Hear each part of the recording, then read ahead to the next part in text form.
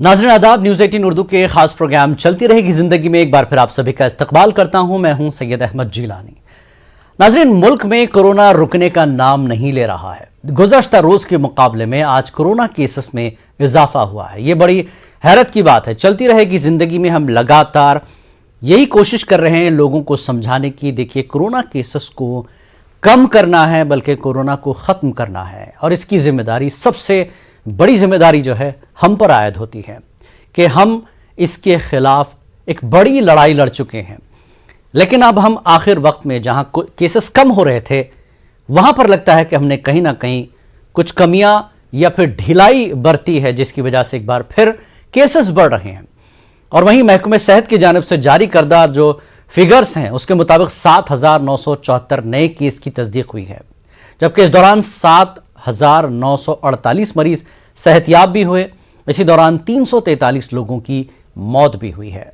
तो दिल्ली, राजस्थान, महाराष्ट्र, कर्नाटक और गुजरात में नए कोविड के केसेस रिपोर्ट हुए हैं। महाराष्ट्र में केसेस की सबसे ज्यादा तादाद देखी गई।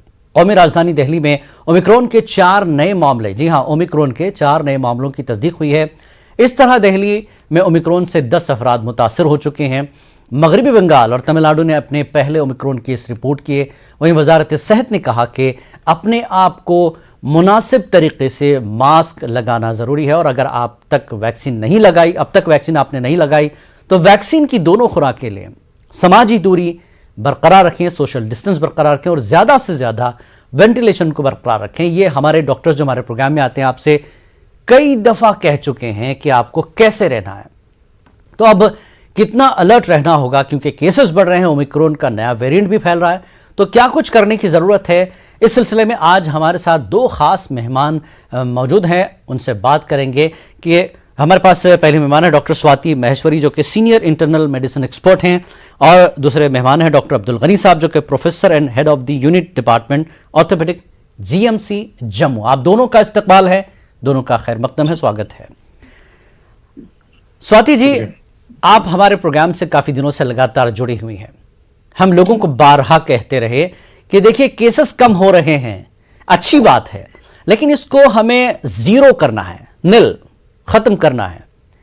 लेकिन अचानक फिर केसेस में ये जो इजाफा है, कैसे देखती हैं आप इसको? क्या हम कहीं ना कहीं ढिलाई बरत रहे हैं कि कोरोना के केसेस भी आ रहे हैं और ओमिक्रॉन के केसेस में इजाफा देखने को मिल रहा है? स्वाति जी। जी बिल्कुल, बहुत शुक्रिया जिलानी साहब।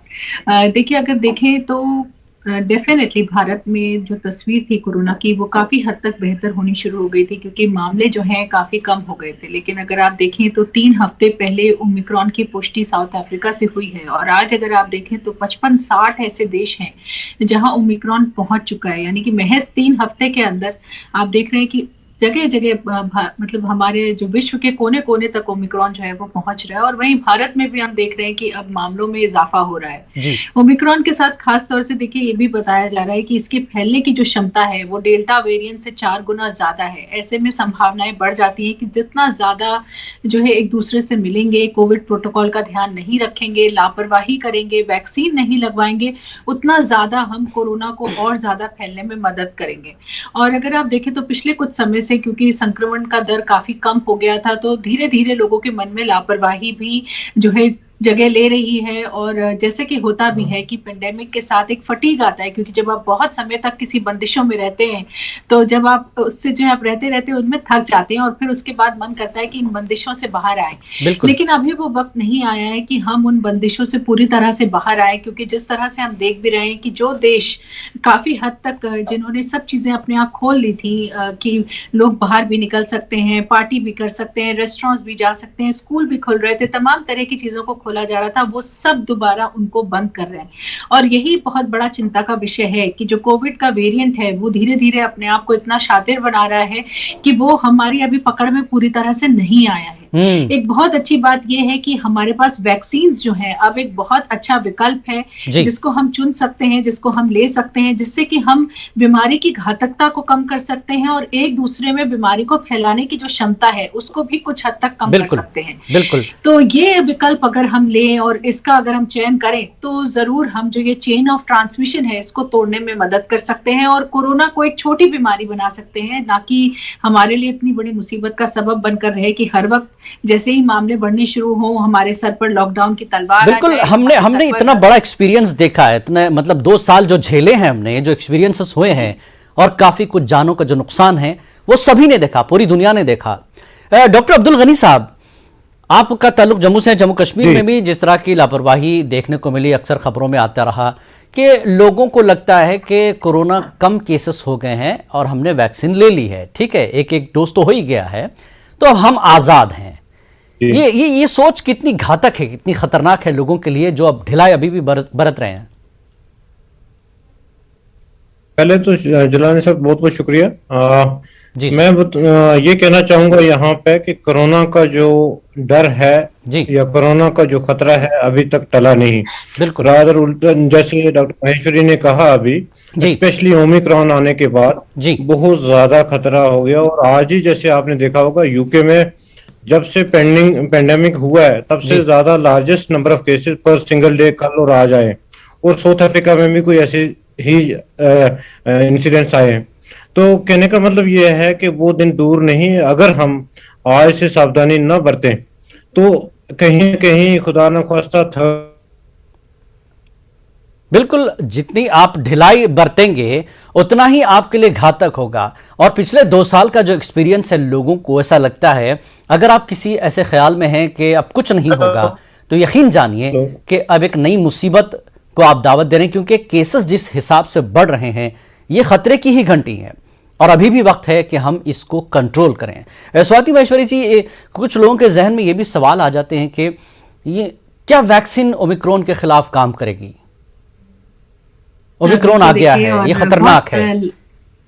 जी, बहुत लाजिब सवाल भी है जो लोगों के मन में ये आता है। लेकिन अगर हम देखें भारत में खास तौर से इस वक्त हम जो 2 वैक्सीन लगा रहे हैं, जिसमें कोवैक्सीन है और कोविशील्ड है, ये दोनों ही वैक्सीन जिस पद्धति से बनाई गई हैं उस पद्धति में काफी हद तक जो कोरोना के वेरिएंट्स हैं उनको भी हैंडल करने की क्षमता है। अगर हम बात दूसरी मैसेंजर आरएनए या डीएनए वैक्सीन की करें तो उनकी एक कहीं ना कहीं लिमिटेशन होती है, क्योंकि वो स्पाइक प्रोटीन बेस्ड ज्यादा वैक्सीन हैं, जबकि ये वाली जिस तकनीक से बनी है इसमें स्पाइक प्रोटीन्स के ऊपर ज्यादा दामोदार नहीं है। और अगर आप ओमिक्रॉन वेरिएंट के साथ देखें तो उसमें जो सबसे ज्यादा म्यूटेशंस हुए हैं वो स्पाइक प्रोटीन में ही हुए हैं, 30 म्यूटेशन स्पाइक प्रोटीन में।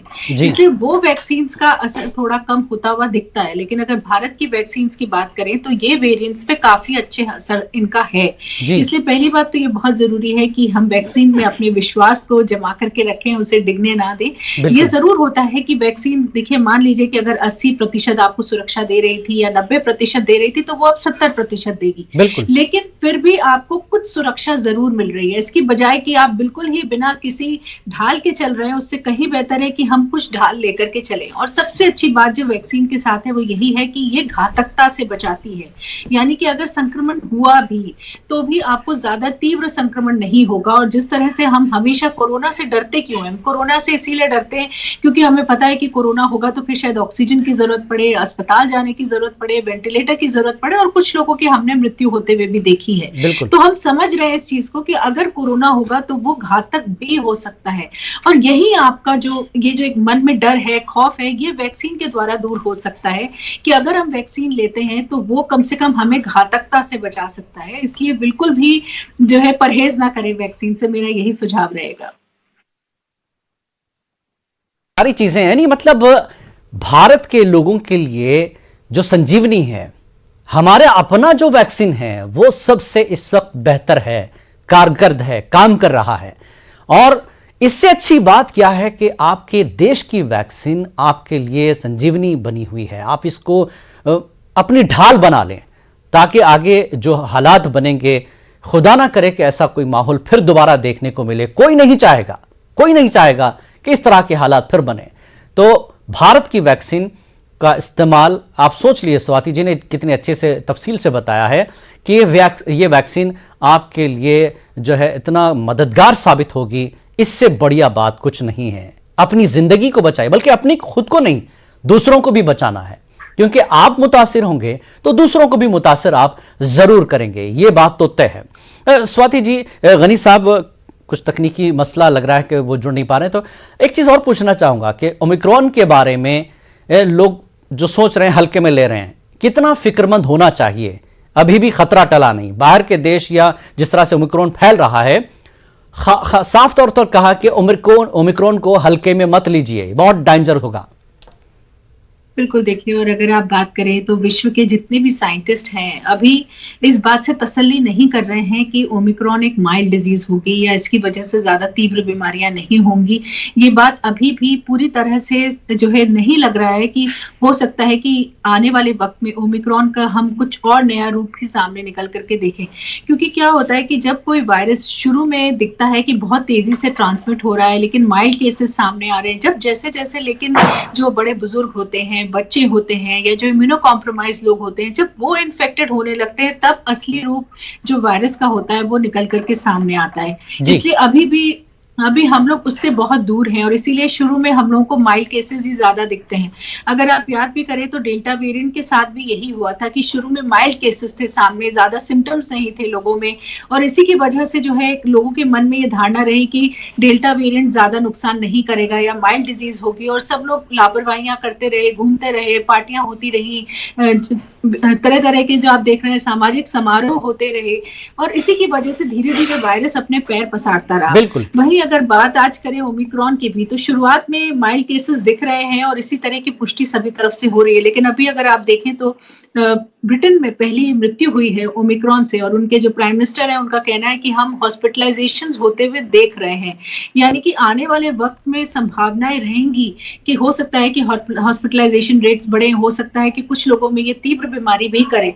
अभी ये जरूर कयास है और बहुत हम लोग पुष्टि पे ये बात नहीं बोल सकते हैं, लेकिन हमें तैयारी जरूर सभी संभावनाओं की रखनी बहुत जरूरी है। बिल्कुल, क्योंकि वक्त बदलते देर नहीं लगती है, और जिस तरह से आप देख भी रहे हैं कोरोना एकदम से नहीं, आप देखिए कल में और आज में ही देखिए, आप कह रही हैं वक्त बदलने की, मैं तो कल की बात कर रहा हूं।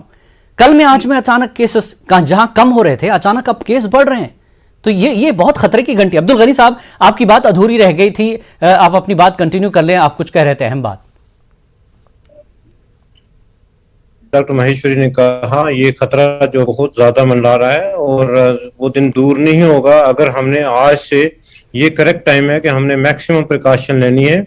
जहां सोशल गैदरिंग नहीं करनी वहां नहीं, एक दूसरे से डिस्टेंस, मास्क, हाथ की सफाई, और सबसे बड़ा हथियार जो वैक्सीन से हेजिटेंसी अभी तक भी कुछ हद तक जारी है जी। वैक्सीन जरूरी है, एक ही जान जो बचाने का तरीका हमारे पास है, एक तो प्रिकॉशन यूनिवर्सल जैसे हमेशा से कह रहे हैं, दूसरा वैक्सीन, बिकॉज हमारे पास चारा भी कोई नहीं है दूसरा, और वो दिन दूर नहीं, खुदा न खास्ता अगर हमने इसको ढीला तरीका या इससे न डरे आज तो हमारे पास वही जो सेकंड वेव जिस तरह बन के आई थी वो थर्ड वेव भी आ सकती है। तो इसलिए मेरी रिक्वेस्ट सबसे है कि इसको वैक्सीन को जरूर लीजिएगा, मैक्सिमम प्रिकॉशन लें, जहां नहीं जाने की जरूरत, आज वो वक्त नहीं है पार्टीज का या गेट टुगेदर का।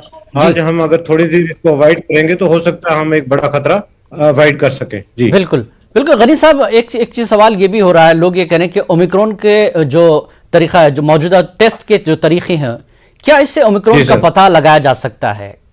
क्या चेंजेस आए हैं मेडिकल इसमें? जो पहले ट्रेडिशनल तरीका जो आर्टिफिशियल, उसके लिए उससे ओमिक्रॉन का पता नहीं चल रहा, फर्दर जीनोम स्टडीज वगैरह और फर्दर उसके जो टेस्टिंग की जरूरत होती है, जो हर एक जगह फैसिलिटी नहीं अवेलेबल होती। बट गवर्नमेंट, अच्छी खबर यह है कि गवर्नमेंट मैक्सिमम पॉसिबल कोशिश कर रही है कि जल्दी से जल्दी अपग्रेड करे अपनी फैसिलिटीज को, ताकि इससे पहले कि ओमिक्रॉन के केसेस बढ़े वो फैसिलिटी क्रिएट कर सकें, जिससे जल्दी से जल्दी डिटेक्शन भी हो सके। बिल्कुल सर, बिल्कुल। स्वाति महेश्वरी जी, एक चीज और है कि लोगों को ओमिक्रॉन हुआ है, टेस्ट हो रहे हैं, तो अलामात जो है उसकी जाहिर होने में कितना वक्त लगता है कि ये ओमिक्रॉन वाले सिम्टम है इनके पास? देखिए, हमारे पास दो तरीके हैं। एक, हम एंटीजन टेस्ट कर सकते हैं जिससे कुछ घंटों के अंदर ही पता चल जाता है कि कोरोना का संक्रमण है या नहीं है।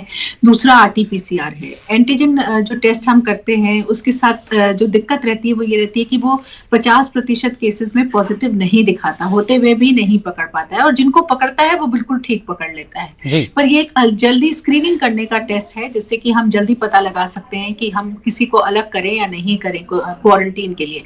दूसरा दूसरा टेस्ट RT-PCR है जिसके बारे में सभी लोग जानते हैं, लेकिन उसके साथ जो दिक्कत है बस वो यही है कि उसमें वक्त लगता है उसकी रिपोर्ट आने में, जबकि वो बिल्कुल सही तरीके से बता देता है कि कोरोना है या नहीं है। अगर आप देखें तो सरकार और ICMR और IIT के हमारे बहुत सारे साइंटिस्ट हैं, वो लगातार ये कोशिश कर रहे हैं कि इस तरह की किट्स बने, इस तरह के डायग्नोस्टिक टेस्ट बने जो कुछ मिनटों में हमें ये बता सके कि हम ओमिक्रॉन से संक्रमित हैं या नहीं है। तो लगातार साइंटिस्ट जो है वो प्रयास कर रहे हैं कि ये हमारी जो लड़ाई है ये और मजबूत हो, हम जल्द से जल्द पता लगा सकें संक्रमण फैल रहा है या नहीं फैल रहा है। लेकिन एक आम तौर पे नागरिक के तौर पे जरूर हम ये कदम उठा सकते हैं कि जिसको भी शुरुआती लक्षण दिखाई दे कोरोना के, वो खुद को आइसोलेट करें। अगर आपको लग रहा है कि मुझे कोरोना नहीं है या मुझे ओमिक्रॉन नहीं है, तो भी शुरू के जो 2-3 दिन होते हैं उस वक्त हम सबसे ज्यादा इन्फेक्शियस होते हैं, दूसरे को संक्रमण फैलाने की क्षमता रखते हैं, और वही एक वक्त ऐसा भी होता है जब हम टेस्ट नहीं कराते हैं, दवा नहीं शुरू करते हैं। तो वो वक्त अगर आप कैपिटलाइज करें, अगर उस वक्त में आप इस चीज की संजीदगी को समझें कि आपको आइसोलेट होना बहुत जरूरी है ताकि आप दूसरे लोगों को वो संक्रमण ना फैलाएं और साथ ही किसी डॉक्टर से संपर्क में आए, तो हम काफी हद तक इसके फैलाव को रोक सकते हैं। क्योंकि जो आप देख ही रहे हैं कि ओमिक्रॉन की फैलने की क्षमता जो है वो डेल्टा से कहीं ज्यादा है, और ऐसे में अगर आप घर में हैं, बड़े बुजुर्ग हैं, बच्चे हैं, जो भी घर के लोग हैं, उनको भी संक्रमण होने की संभावनाएं रहती है। बिल्कुल बिल्कुल। डॉक्टर अब्दुल गनी, अगर मैं देखिए दिसंबर का महीना है, ठीक है, 15 दिन गुजर चुके हैं, सर्द मौसम है पूरे मुल्क में, लेकिन जम्मू कश्मीर के हवाले से अगर मैं बात करूं, वहां तो बर्फ भी गिरती है और ये मौसम बड़ा खतरनाक है इस तरह के इन्फेक्शन में, ज्यादा से ज्यादा लोगों को पकड़ने में। तो जम्मू कश्मीर के हवाले से वहां के लोगों का जो अभी हम अक्सर खबरों में दिखाते रहे हैं कि लापरवाही बड़ी बढ़ती जा रही है, तो मैं चाहता हूं कि आपके जरिए उन लोगों तक एक पैगाम जाए कि अभी भी खतरा टला नहीं है। आपके माध्यम के जरिए मतलब ये है कि आज की तारीख में, जैसे आप ऑलरेडी इस प्रोग्राम में अभी तक जो भी बातें हुई, हमने ये जरूर बताया कि इसका खतरा बहुत ज्यादा मंडरा रहा है जी। और आज की तारीख में खासकर जम्मू कश्मीर के कंटेक्स्ट में देखा जाए तो सर्दी ज्यादा है जी, मौसम खराब, वैसे भी आप मरीजों की छाती खराब होती है, नॉर्मल फ्लू होने के चांसेस ज्यादा होते हैं। On the top of that, अगर खुदा न खास्ता किसी को कोविड या ओमिक्रॉन के सिम्टम्स होते हैं तो सिवियरिटी और भी बढ़ने के चांसेस होते हैं जी। और इलाज में और जो है हमारी फैसिलिटीज में और बर्डन होता है और हॉस्पिटलाइजेशन ज्यादा होती है जी, जिससे नेचुरली फैमिलीज का लॉसेस बहुत ज्यादा, और एक जान का लॉस भी बहुत बड़ा लॉस होता है। बिल्कुल। और खुदा न खास्ता हमारी बदपरहेजी की तरफ से हमारे को इस चीज को लाइटली लेने की वजह से हो तो हम अपने आप को माफ नहीं कर सकते। बिल्कुल। तो इसलिए एक ही तरीका है हमारे लिए कि इसकी मैक्सिमम प्रिकॉशन लें, गवर्नमेंट के साथ, हॉस्पिटल के साथ जो है कोऑपरेट करें, जैसे जैसे इंस्ट्रक्शन एडवाइजरीज गवर्नमेंट की आती हैं, SOPs आती हैं, उनको फॉलो करें ताकि इसका खतरा हम कम से कम जो है वो पेश आए हमें। बिल्कुल। सबसे पहले तो वैक्सीन ले लें, जिन्होंने अब तक वैक्सीन ही नहीं ली है, पहली डोज भी नहीं ली, वो कम से कम वैक्सीन ले लें, क्योंकि स्वाति जी ने शुरुआत में ही कह दिया कि सबसे बेहतर वैक्सीन वो हमारे देश की है जो बिल्कुल इफेक्टिव है, काम कर रही है। आपको बुरे हालात में ना पहुंचाए जरूर, लेकिन आपको ठीक है हल्का फुल्का जो मौसमी बीमारी होता है ना मुतासिर करेगी, लेकिन आपको उस आखिरी स्टेज तक नहीं जाना पड़ेगा जो हमने दूसरी लहर में देखा है, किसी के साथ ना हो। स्वाति जी, एक सवाल आखिर में एक और है कि कोविड बीमारी के बाद जो लोग सेहतमंद हो जाते हैं उनमें कुछ अलामात जो है वो बाकी रहती हैं, किस तरह की रहती हैं? लोग डर जाते हैं कि यार हमने वैक्सीन भी ली है और हमने परहेज भी किया है, दवाएं चल रही हैं, लेकिन कुछ वीकनेस है, किसी को कुछ है, किसी तो ये चीजें हैं, थोड़ा परेशान करती हैं, तो उनको क्या करना चाहिए? बिल्कुल है, और देखिए इसी चीज की वजह से बाकी लोगों को भी डरना चाहिए कि कोविड एक कोई अच्छी बीमारी नहीं है कि हम ये सोचे कि चलिए हल्की फुल्की बीमारी होगी, लग भी जाए तो क्या होता है जी। क्योंकि इन लोगों की तरफ अगर आप देखें जो कि लॉन्ग कोविड सिंड्रोम से जूझ रहे हैं, मेरे पास भी बहुत सारे ऐसे मरीज हैं जिनको 6 महीने 7 महीने हो चुके हैं कोविड हुए हुए, और अभी तक थकान नहीं जा रही है, अभी तक कभी कभी हेडेक हो जाता है, अभी भी जो है मेमोरी प्रॉब्लम्स होनी शुरू हो गई, किसी के बाल झड़ रहे हैं, किसी को हार्ट की प्रॉब्लम्स हो गई। तो ये वायरस एक ऐसा वायरस है जो हमारे बॉडी के कई अंगों पर जो है बहुत बुरा असर डालता है, इसलिए बहुत ज्यादा जरूरी है कि पहला हम बचाव करें अपना। दूसरा यही है कि जो लोग इस वक्त लॉन्ग कोविड से जूझ रहे हैं उनकी समस्याओं के निदान के लिए भी जरूरी है कि आप डॉक्टर से संपर्क में रहें ताकि वो आपको गाइड कर सके कि क्या डाइट आपके लिए अच्छी है, किस तरह की एक्सरसाइज आपको करनी चाहिए, किस तरह की मेंटल एक्सरसाइज आपको करने की जरूरत है, ताकि जो आप अभी तक उस चीज से बाहर नहीं आ पाए हैं उससे जो है आप जल्द से जल्द बाहर आए। और साथ में बहुत जरूरी होता है खुद को डिस्ट्रेस करना, क्योंकि जो स्ट्रेस है वो हमारी जितनी भी तमाम शारीरिक परेशानियां होती हैं उनको और ज्यादा बढ़ा देता है। इसलिए जितना हम अपने आप को डिस्ट्रेस करें, उसके लिए कई सारी चीजें हैं, जैसे योगा, मेडिटेशन है, उसके अलावा कुछ ऐसी आपकी अपनी रुचियां होती हैं जो जो जिनसे कि आपको खुशी मिलती है, तो उस तरफ अपना रुझान बढ़ाएं या ऐसी चीजों में बिल्कुल वो जो एक्टिविटीज आपने छोड़ दी थी जब आप सेहतमंद थे, वो एक्टिविटीज आपको फिर दोबारा शुरू करनी है। और सबसे पहले डर निकाल दीजिए, क्योंकि हमने लड़ाई लड़ी है कोरोना की। सिर्फ आपको समझना है कि कोरोना है क्या, उसके खिलाफ हम क्या काम कर सकते हैं। स्वाति जी आपका भी और अब्दुल गनी साहब आपका भी बेहद शुक्रिया। हमारे इस प्रोग्राम में शामिल होकर आपने हमारे नाजरीन को बहुत ही अच्छी गाइडेंस दी, तजवीज़ें दी, और हम उम्मीद करते हैं कि हमारे नाजरीन इस पर अमल करेंगे और कोरोना को पूरी तरह से ख़त्म करेंगे। तो चलती रहेगी ज़िंदगी में, फ़िलहाल इतना ही। आदाब।